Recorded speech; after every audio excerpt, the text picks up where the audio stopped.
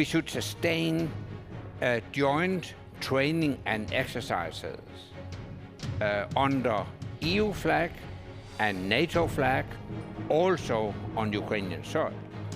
We're speaking about billions of dollars or euros, but we're already doing that. I mean, this is a codification of what we're already doing. But extending the timeline for a very long period. Yes, but we are already stating that we are in this for as long as it takes. Ultimately, the only security guarantee, I would say the ultimate security guarantee would be for Ukraine to join NATO and be covered by Article 5. Polling has shown that in some parts of the world, notably the US and Europe, support for Ukraine's cause has been softening just a little bit. Does this concern you as you look to try and get these massive commitments of dollars? It is a matter of concern, obviously, and an argument why we should put a quick end to this conflict. And the way we can put a quick end to the conflict is to deliver all the weapons the Ukrainians need. As I said, longer-range missiles, heavy battle tanks, fighter jets. I have read references to the U.S. Guarantees that it gives Israel for its security. Is that very much like what we're talking about here with Kyiv?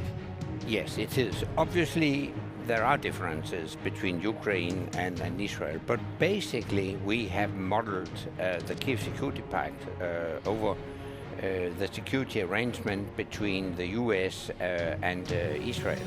We should not just repeat the language we decided already back in 2008 that Ukraine will become a member of NATO. We decided that back in 2008.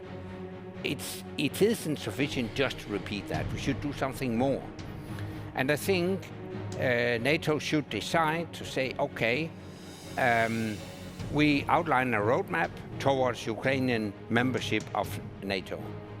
Step 2, in the run-up to the NATO summit in Vilnius, some countries led by the US should sign a document giving security guarantees to Ukraine until Ukraine can join NATO. We will need some time to figure out exactly how could Article 5 cover a country that is maybe still at war. How do you think Russia's going to react to this? I don't care.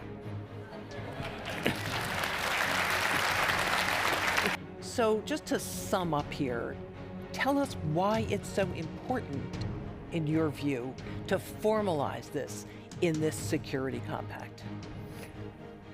The security compact is important to, so to speak, fix the Russia problem.